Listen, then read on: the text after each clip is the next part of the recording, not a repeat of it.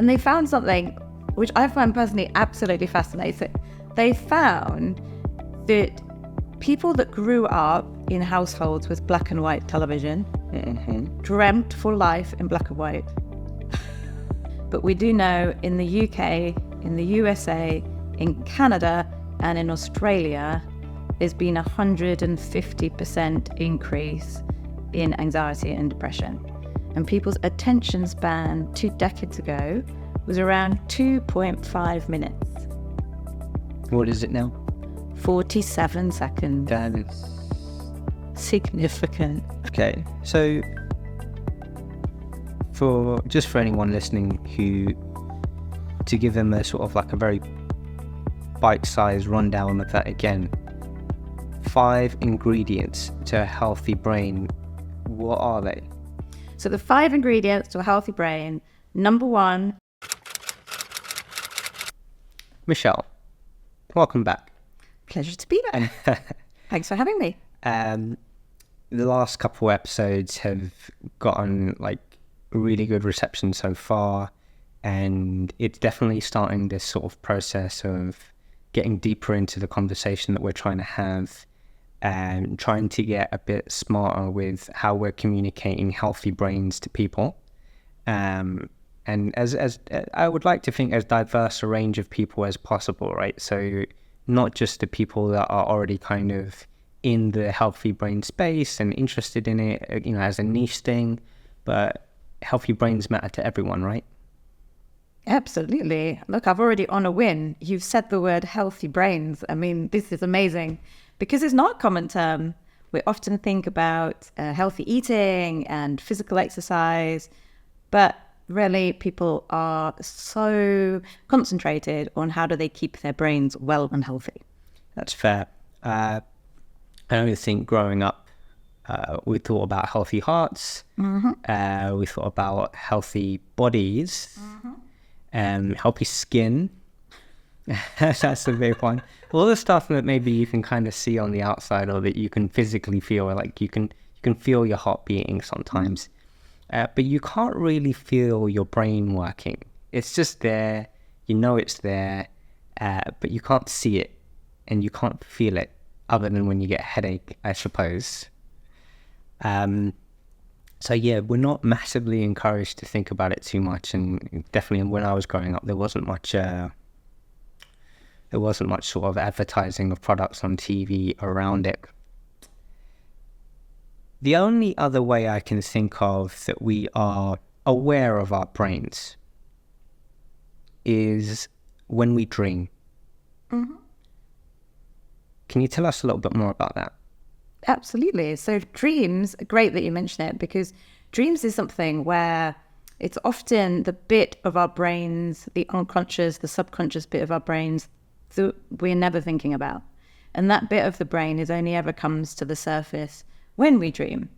So if we're to think about a healthy brain, sometimes that dream analysis, and if you go back in time, dream analysis has been there since the beginning of time, or at least since kind of Freud and all these other people came in to discuss dreams. And it's a way of thinking about how your brain is developing, how it's getting rid of toxic substances, a whole host of things that dreams do. It's so important. Sleep is so important. Not everybody remembers their dream. But there's a really fascinating study, actually. So in 2008, the University of Dundee studied people's dreams. And this was repeated with the same result in 2011 from the American Psychological Society. And they found something which I find personally absolutely fascinating. They found that people that grew up in households with black and white television dreamt for life in black and white. Exactly. It's pretty amazing. People that grew up with color TV dreamt in color. And I would love for people who are watching this to tell me how the next generation of people who grew up with social media, how they dream. Because as yet that hasn't been studied and we don't know. But I would imagine that it will be different to black and white, and it may be different to us who dream in color.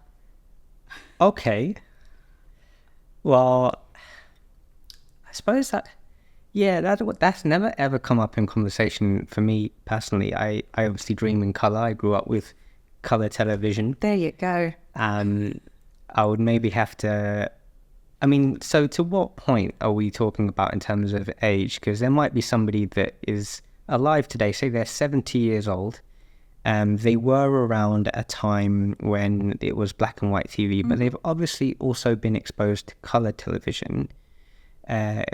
What did the study sort of allude to, a certain cutoff point, or once somebody was exposed to color television that they started seeing color in their dreams? Is there anything around that? Well, it's super interesting, right? And I guess that's why I gave that there were 2 repeatable studies, because you're absolutely right. You'd sort of think that, our dreams evolve, and probably for a proportion of people they do.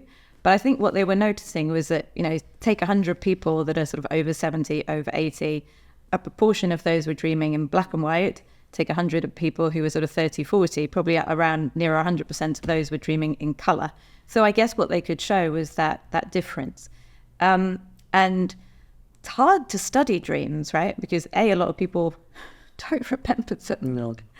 And secondly, it's not something that we're really capturing, and often people only remember snippets of them anyway. So, but I just sort of thought it's a really interesting sort of time of life to realize that just within 3 generations, we've probably gone from shifting dreams in color to goodness knows how we're dreaming now, probably in a very I'd expect it to be quite highly fragmented.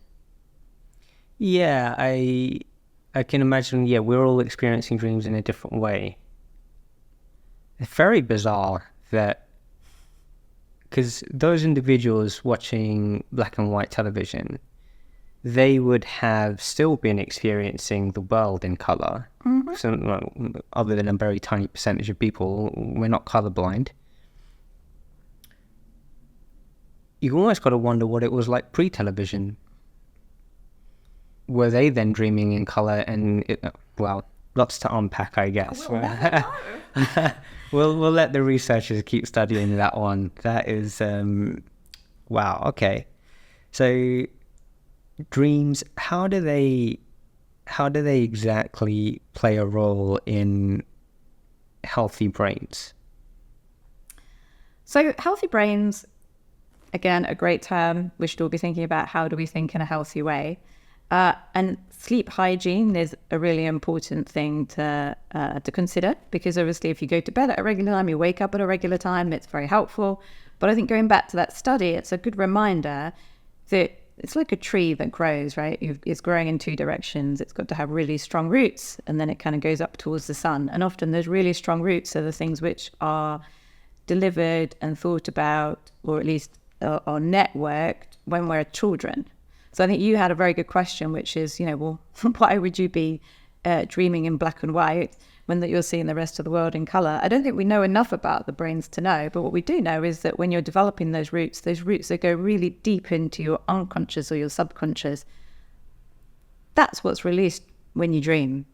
It allows you to kind of not just use the small bit of the brain, which is the bit that we're using on a daily basis, but really kind of like unlocking everything else that's inside probably the most amazing organ at the moment in the world.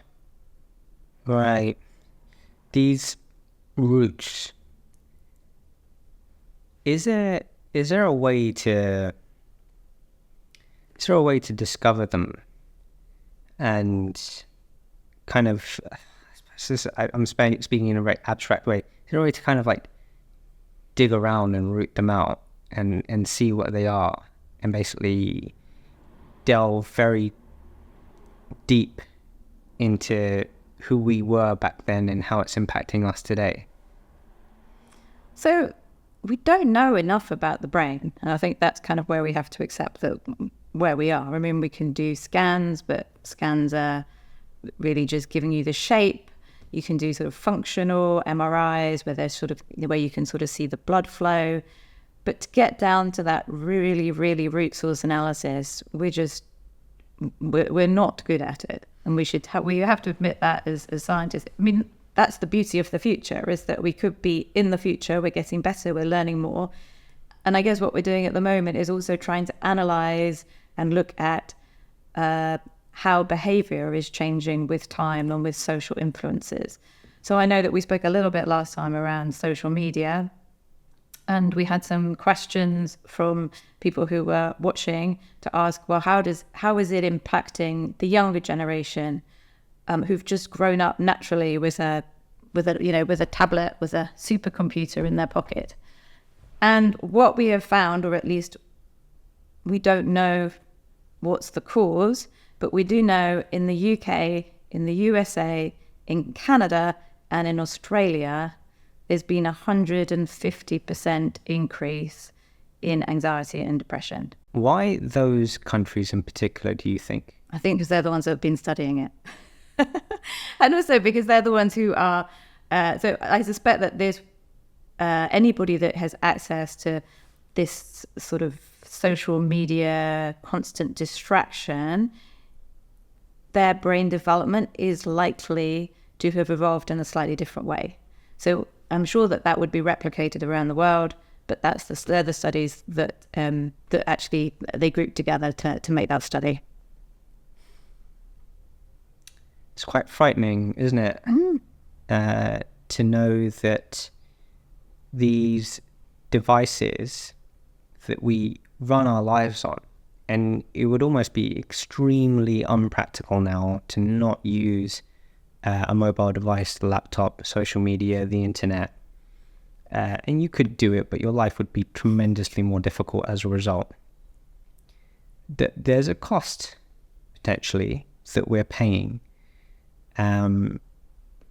It's based on this current research that we're talking about here. It is fundamentally changing how we are.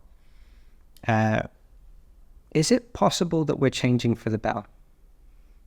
The hope is that we're always evolving, and the world is evolving to make the world a better place and to make it better for the people who come after us. So 100% it's better, or could be better. But let me give you another analogy, which would be the difference between the physical and the mental. In the physical world, we've made our lives a lot easier as well, right? We can use a car to go from A to B. We don't need to climb the stairs because there's escalators. I mean, the list goes on, right?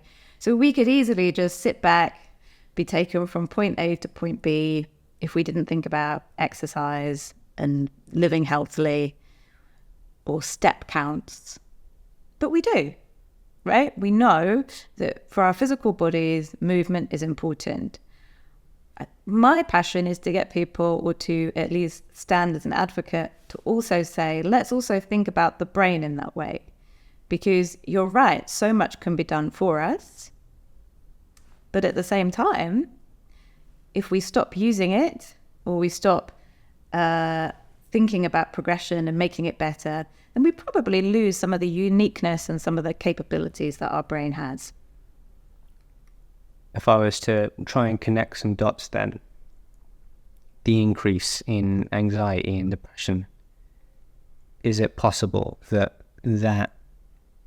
is as a result of us not having to do as much in our physical world, and perhaps we don't require the same level of resilience and grit to get things done, so it's a lot easier?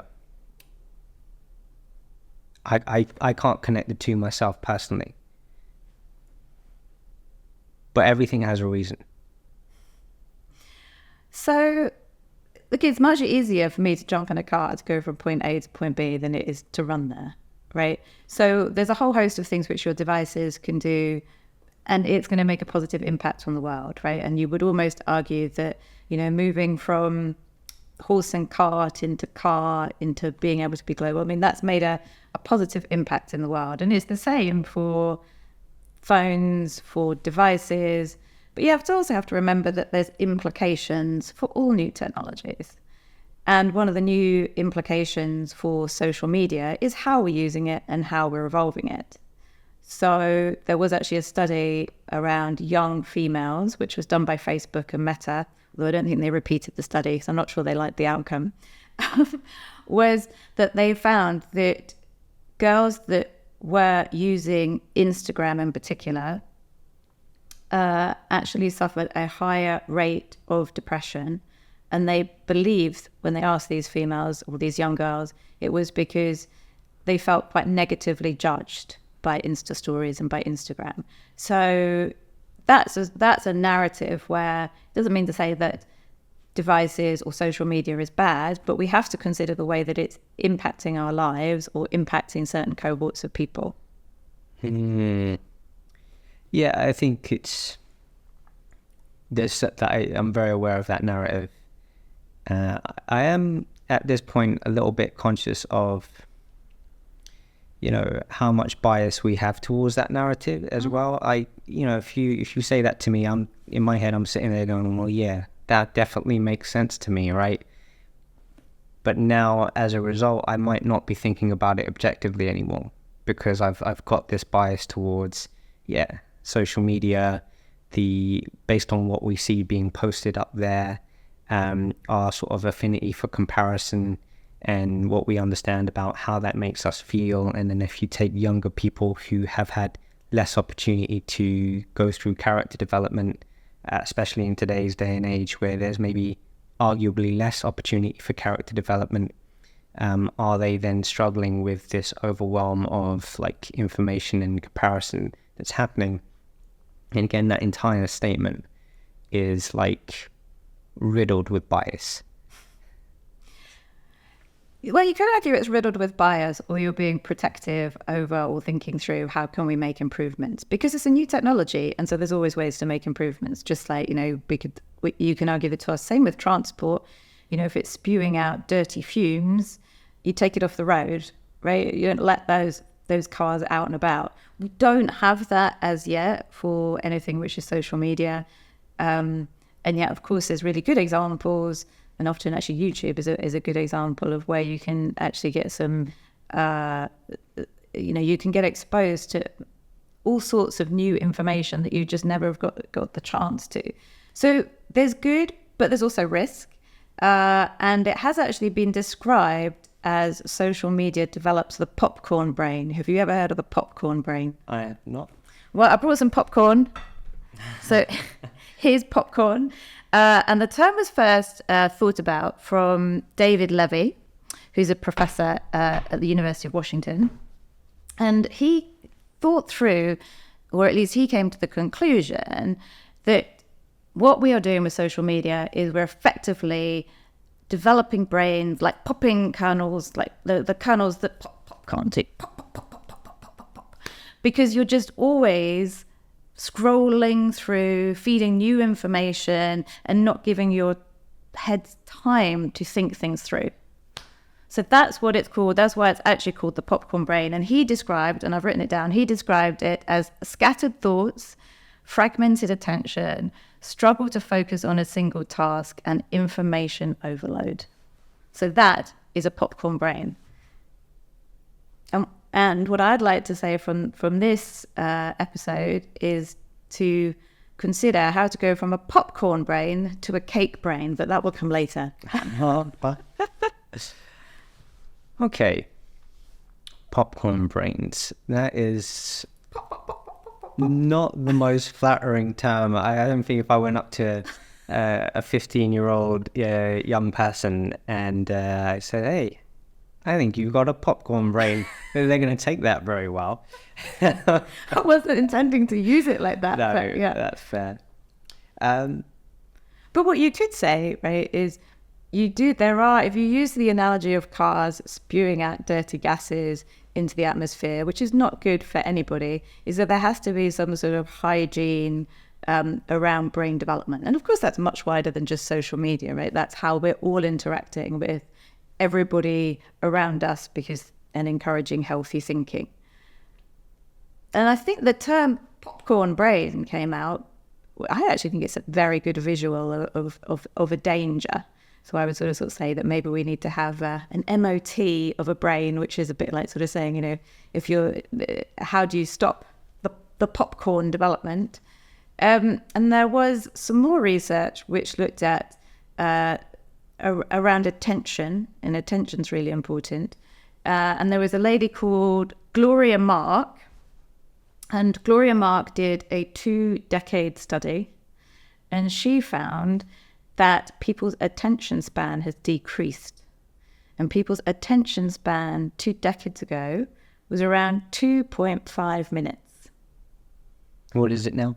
47 seconds. That is significant. That is significant, yeah. I'm trying to think if I spend more than 47 seconds paying attention to anything now. It's probably 5 seconds. It is, yeah. I think we definitely, based on the actions of most of the things that we are engaging with, they are encouraging us to be very sort of swift with how much time we're spending with it. Slight tangent, I guess. The dating app phenomenon kind of came about, and it's like, instead of spending time getting to know somebody, make a sort of very flash decision and either swipe left or right. And so, I mean, that's probably a whole episode in itself, talking about the impact of how that's sort of changed our behavior towards that one particular thing. But much in the same way, the scrolling, whether you're left or right or up or down, it is very similar in terms of how we're behaving. What can we do? What can we do to help ourselves here? What's currently available for us to develop a healthier brain? I mean, we're not going to stop scrolling, I don't think. No, neither do I. I don't think you need to, but you have to. So I think, look, it's a great question. So how can you develop a healthier mind? And I think we should be thinking about this at all ages. I know that on the last episode, we spoke around how, in very simple terms, you can divide the brain into 2 parts, the front part and the back part. And and if you were to think about it like a seesaw analogy, the front part is around critical thinking. I'm not sure I like the word about critical thinking. I'm just going to change it to kind of thoughtful thinking or thoughtfulness. Oh, okay. That is a nice way to put it. And then the back of the brain to be core emotion. And the seesaw is something where, in an ideal world, we're not like computers. We're going to have emotions, but you want to be somewhere balanced, because what you don't want to be doing is crashing down. And you can imagine a kid. I'm sure as kids we've all crashed out on a seesaw. It's not a nice experience, and having that just very up and down, uncomfortable ride. Yeah. You want to have a nice, gentle experience with the middle bit of the brain being where you're activating the front part of your brain. And I think what we need to remember in modern day times is, how do we not only develop that front part thoughtfulness of the brain, but also how do we keep it healthy and maintain its healthiness throughout life? Because we're always being told, we know sometimes the news is always about negative stories. It's always around kind of, they've worked out that the more emotional the hook, the more likely they are to get clicks. Whereas I think what we're saying here, which is probably a bit of an atypical thing to say, is I'm not looking for clickbait. I'm looking for people who want to be thoughtful and to develop that thoughtful side of the brain. And then you're much more likely to be able to keep in sort of zen, for want of a better word.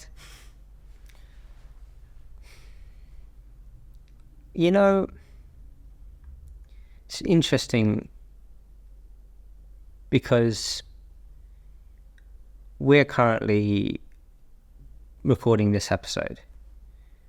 It's going to get produced, and the idea is that as many people that are available to listen to it will listen to it. It certainly has more impact if 1 million people listen to it versus if 10 people listen to it. The challenge is putting it out and not using emotional hooks, and not using the same strategies that news channels or media channels use. Reduces its engagement, reduces the likelihood that 1 million people will actually hear the message that we want them to hear.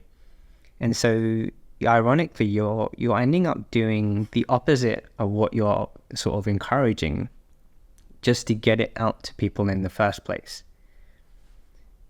Since starting this, that has sat with me a little bit, right? That I'm having to use these very clickbaity thumbnails and all the rest of it. And it's not traditionally who I've been. This is sort of like the first time I'm running a project and kind of taking this approach.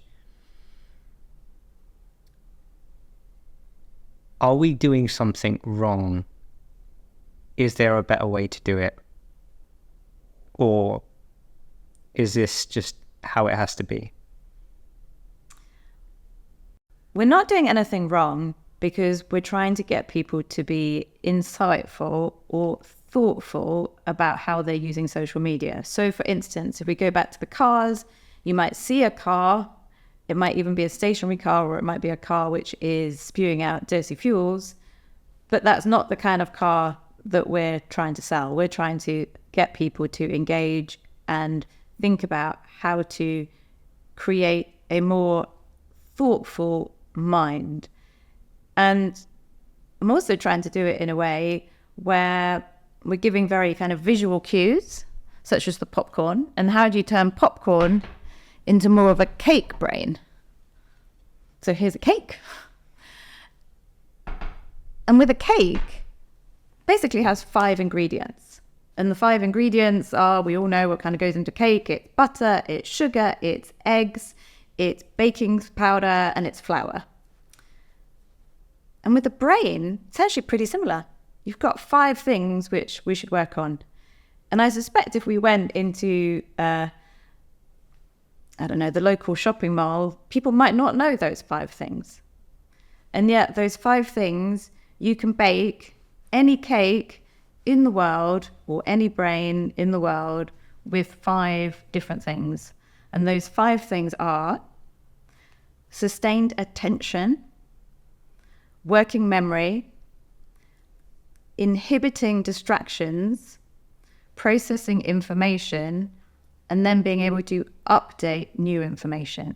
And I guess for this particular episode, updating new information, no matter how people get here, even if it's through popcorn, even if people are here through clickbait, it's being able to update information and know that actually those 5 different recipes that your mind is capable of are what we're here to talk about. So I don't mind actually if people are listening through the fact that we got them with clickbait.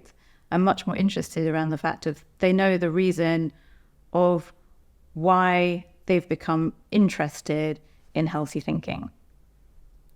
Okay, so for anyone listening to give them a sort of like a very bite-sized rundown of that again, 5 ingredients to a healthy brain, what are they? So the 5 ingredients to a healthy brain, number 1, sustained attention. And that's not something that social media encourages you to do. Number 2, it's memory. And so you should consider how to practice, how to learn things. Number 3 is inhibit distractions and learn how to inhibit distractions. Number 4 is processing information. And number 5 is being able to adapt and to shift into a new way of thinking, because sometimes you need to upgrade what you've thought or up install something. So a lot going on there. I mean, it sounds like to say it's 5 things is one thing, but there is actually a lot going on there. Which, if any, which one of those in particular do you feel that we need to prioritize? It doesn't matter. Any of them. I would say that the only thing that we need to prioritize is to be mindful that when we are doing anything in life, it could be going shopping, it could be going to the gym, it could be cooking a meal, that you're actually thinking, how am I doing? Which bit of this functionality of these 5 things am I helping to improve? So for instance, when you're baking a cake, you're often having to do things in an order, right? So that's helping you process information. So you're actually doing, just by baking a cake, you are doing something healthy for your mind, because you're having to process the ingredients for a particular goal. And having a goal is healthy for the brain. Having a goal is healthy for the brain. I think that's probably a very, very good takeaway for anyone listening. I've found that people don't often talk about goals. It's actually quite a tough conversation to have with someone. And when they do answer it, they often don't answer it very genuinely. They almost tell you what they think you expect to hear. And I'm not sure how much time is spent by any person to sort of really unpack what it is that they want from life and want to do. If we were to talk about the link between physical exercise, where we know a lot of people do have goals, and the link between physical exercise and healthy brains, what do we know about that? So exercise is the one thing that we know helps with all things to do with longevity, healthy aging, healthy living. And we also know that there is a link between keeping your physical body healthy and keeping your mind healthy. I guess what I would like to think, though, is in encouraging people to take it one step further. So when they are going to the gym, deciding that they want to work in a physical way, they can also use those 5 things that we've spoken about, which are, number 1, attention, because you need attention to be doing anything in the gym. It's been 47 seconds already. I have forgotten. Number 2, you need working memory. Number 3, you need to inhibit distractions, which is complicated. Number 4, you need to process that information. And number 5, it needs to be adapted and updated. So you need to have the capability to adapt and update information. And all of those things you can do in the gym, you just don't think about them. Yeah, I think I would be so curious to know how many of those boxes are being ticked on average by people. And it almost sounds like if you're ticking all 5 of those boxes, you're probably doing quite well. And if you're maybe only ticking 1 or 2 of them at any given moment in time, that you might find that you're struggling with things at times. Do we, I suppose, I mean, how would you collect that data, right? Well, one thing that I'd love society to do as a whole is support each other on working out which one they're good at. And then the one you're not so good at, you should buddy up with a mate who's good at the other one. That is always a good strategy. I think, without drifting into the gender conversation, potentially one gender might be slightly better at that than another one. How much are certain people known for asking for directions relative to others? But yeah, whilst when we're engaging in exercise, you're saying that we're often ticking a lot of those 5 boxes. How so? So I think anything that you're doing in daily living, which could be, riding a bicycle, or it could be doing a drawing, you're doing something which is in those 5 categories. Those 5 categories overall are called executive functioning, which is an umbrella term for even more than those 5 things. But that's the thoughtfulness of the front parts of your brain. And basically, no matter what we're doing in life, we're using something in those 5. The bit that I think could be helpful to mankind, and the reason that we're on here talking about it, is that actually by knowing that you're doing some of them allows you to think and discover in a more healthy way, because it also allows you to work out that, look, if I'm not sustaining attention, I can just go and practice it. So rather than, just scrolling through things all the time on social media where you're encouraging your attention span to be lower and lower and lower, listen to the full episode. But do it with intent, right? Don't just do it because, I'll listen to the full episode because I want to listen to the full episode. Do it also telling your mind that actually you're encouraging yourself to keep the attention and to be thoughtful about it and then comment about it, because that actually is a win. That is a big ask to come on, get people to pay attention to a full episode. And I'm not just talking about a podcast. Even if you're watching a TV show. I still remember post-COVID, I went to the cinema for the first time in probably a few years. And something happened that I'd never seen happen before, where there was a couple sitting next to me. And one of those individuals were on their phone. They weren't talking on their phone. They were actually looking at their phone, and they were showing their partner something on their phone at different moments throughout the movie. And it's the first time I've ever encountered somebody feeling comfortable enough to go into a cinema and think that it was acceptable behavior, when generally, the social conduct in that setting is that you put your phone on airplane mode and you put it away. Not only would the sound and the talking be disruptive, but so would the light coming from the phone. But to this individual, you generally sense that they didn't feel like they were doing anything wrong in that moment. To not even be able to go to the cinema to watch a movie and be able to pay attention to the movie in that setting, where ideally there's not meant to be anything else going on, it's a bit of an indicator to me that for a lot of people, this is going to be a bit of a stretch. Well, I'm much more hopeful. And I'm hopeful in part because in Ireland, in Dublin, they've just discovered that the brain can actually do quantum computing. I mean, we didn't even know this before, right? We are capable of doing quantum computing. I mean, it's amazing. So I actually think that we underplay how powerful our brains are. And actually, just by talking to them a bit more with that internal dialogue, you will be able to do something about it. And you gave the lovely example there of in the cinema, and basically they were distracting themselves, right?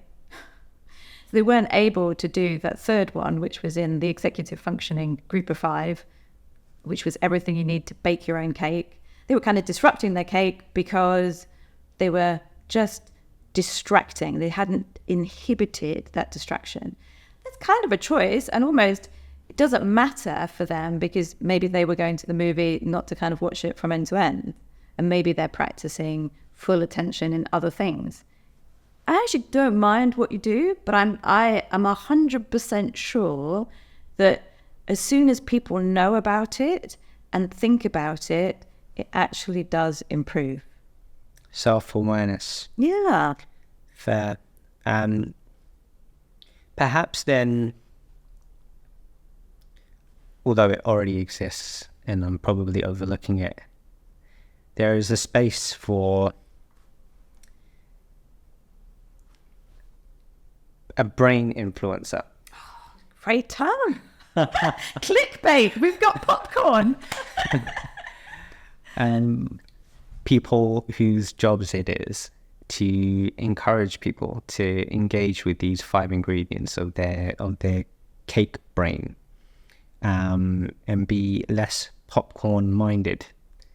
So, I mean, in all of this, it's quite new to me, and it's kind of filling in the gaps because I'm generally aware that my behavior is not the same as it was 15 years ago. And like there's times I'll note that my automatic response is to, like, if my phone is not in my hand, to go grab my phone. If let's say 30 seconds has passed and I haven't looked at my phone, I become aware that I'm now looking to look at my phone. And so I might be watching something. There might be something going on. The only times that I'm not doing this, and this kind of is to your point, is when I'm working. Is when I have to focus on a task. When I'm editing stuff for these episodes. When I'm training clients. When I'm writing programs. When I'm actually having to do some sort of problem solving. I'm not thinking about looking at my phone and checking anything on there, even if I'm using the phone to do the work. So I suppose case in point right there. Yeah. It's a beautiful example, isn't it? Because anything in life you can use to think through, how am I using those 5 ingredients of my mind to keep my brain healthy? And you've just given the example of, doing a podcast, editing it. You have to inhibit distraction. You have to have sustained attention. You're having to you're having to use your memory because you're having to work out where you are in the episode. You're having to process that information. And then hopefully you've also been adaptable, right? To sort of shift things, to problem solve. And just like you've described, you've already been adaptable sat here, because we've gone from moving from a popcorn kind of brain where it's just instantly popping and you're encouraging it to be distracted, just like you see popcorn going often in the microwave, versus the love and attention of baking a cake and how to do that. And some of that also means that we're going to get it wrong. I actually went to a special educational needs school recently where there were lots and lots of kids who struggle with the development of executive functioning skills, or at least these 5 ingredients. And it was actually a really good reminder of how adaptable particularly young children are, but I know that adults can be as well. So there was a 7-year-old boy who had been removed from mainstream school because he just struggled with attention. He just could not maintain attention through school, through mainstream schools, so got moved into a special needs school. And in the special needs school, they'd found that he was really creative, and actually he could sustain attention whilst drawing. So that's a really good example of flagging that just because attention in one domain doesn't mean to say you lack attention in another domain. And the teacher, where I was walking around with the teacher, and the teacher asked this little 7-year-old boy what he was drawing. He was drawing away, and he was sort of said, "Oh, I'm drawing God." And then the teacher sort of said, "Well, nobody knows what God looks like." And then he said, "Well, they will in a minute." Oh.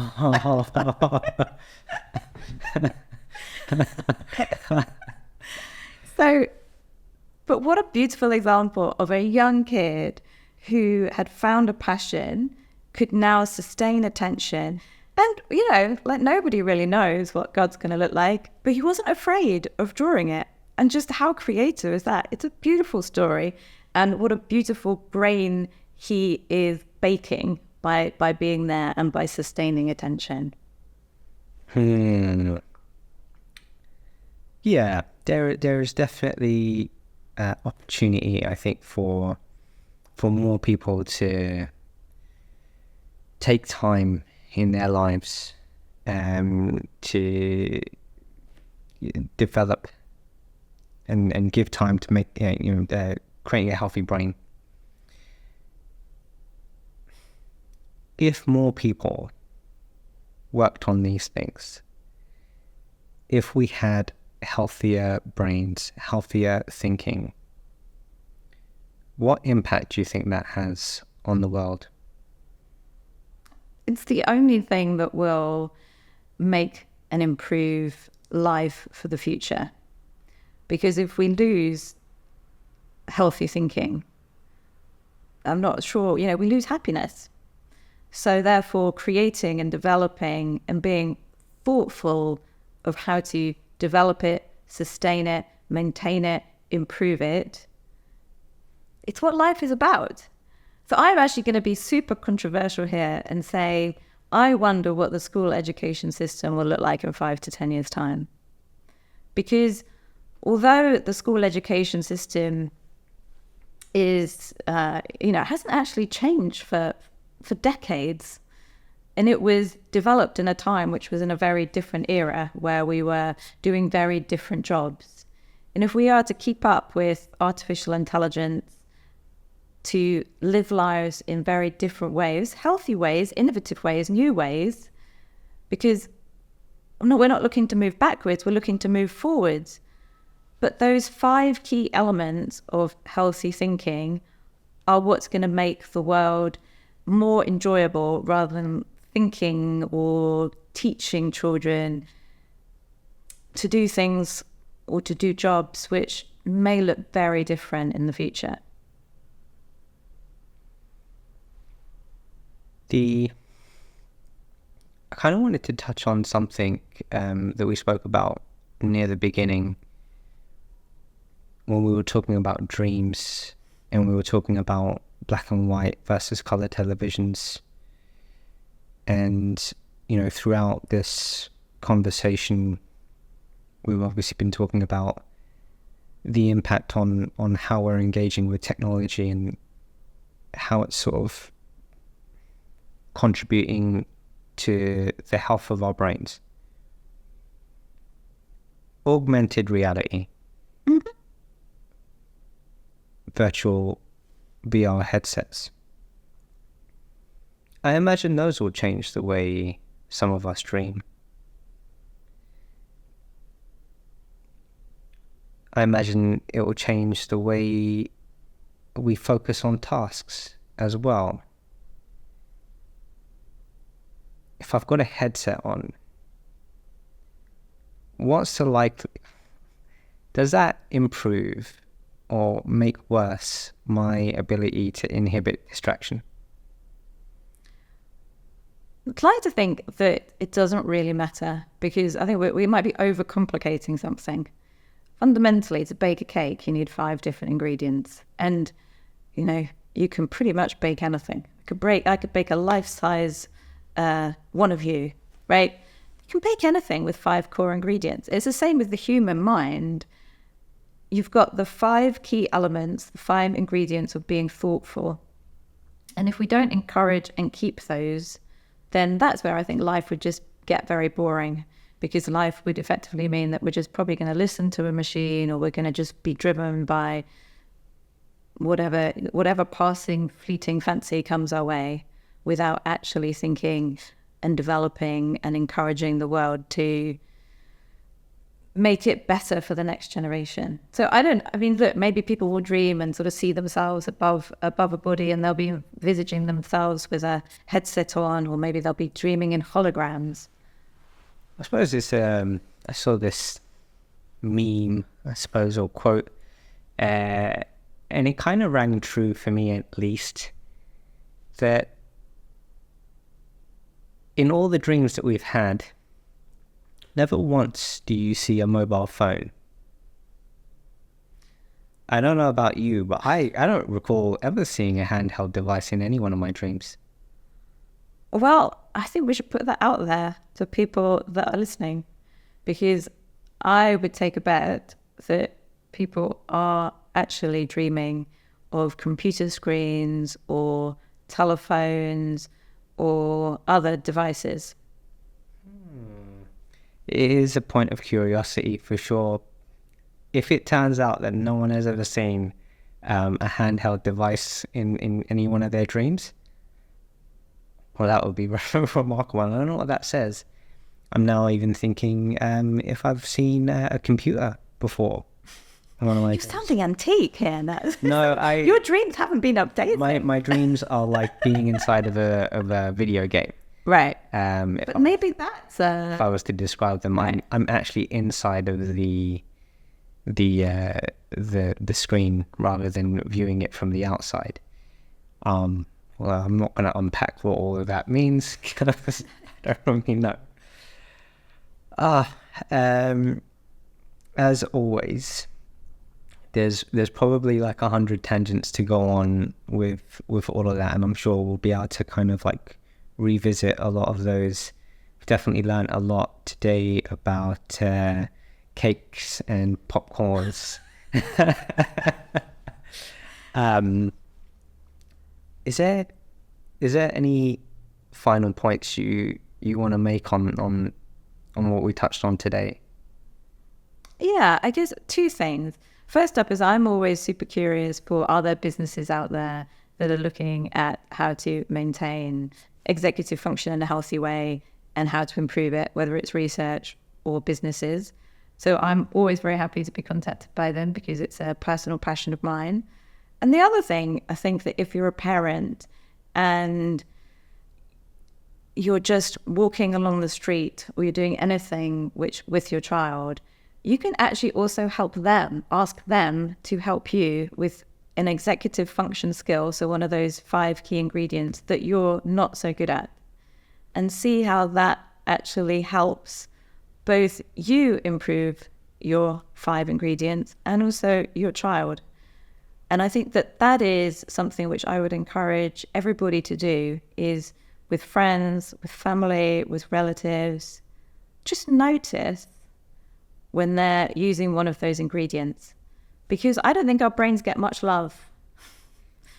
Doesn't sound like they do. I'll certainly be thinking about all of those moving forward, as I am already right now. Okay, Michelle, thank you so much for coming on and taking us through the brain once more. I'm definitely looking forward to unpacking more brain stuff in the coming episodes. And yeah, I'm sure we'll get some feedback and more questions from the audience that are watching. I want to thank the audience for watching and paying attention, giving us things to talk about, quite frankly, because that's really, really, really helpful. So we appreciate that. And don't forget to congratulate yourself on your attention span, because actually attention is one of your 5 key ingredients. So you should ensure that you tell your brain in a healthy way, you've done well. Thank you. There'll be a positive self-talk there. Awesome. All right. We'll see you next time. Thanks.